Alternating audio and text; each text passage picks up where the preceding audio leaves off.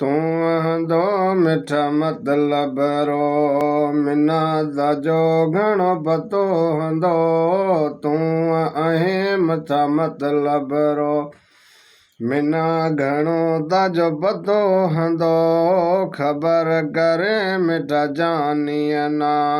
सजन के सा तू रीसा जो पतो घणो मिना ता जो हंदो सजन कीअं तूं रीसा जे आहे मिठा यार मतलब सां यारी कंहिंसां कोन कर सां आहे मिठा यार मतलब सां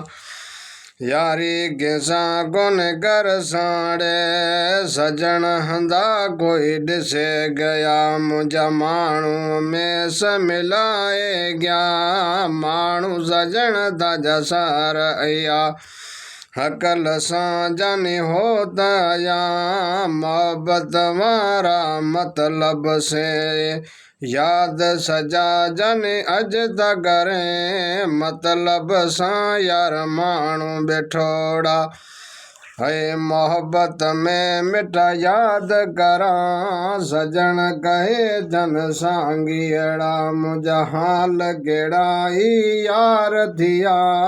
करे भला तो कूड़ मिठा उहे सजन माण्हू छॾे गया हाल पुछा हूँ के न मिठा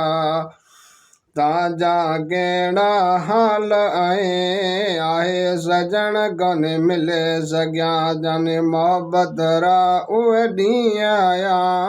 आसी करड़े यारी रखी सजन गेड़े तूं देस वयो छॾे मिठा परदेस वयो परदेसां में जाए बेठो गेड़ा माण्हू मेणा ॾेंदा सजन सांगी तुंहिंजा किथे आया आसे करड़े मिठा माण्हू।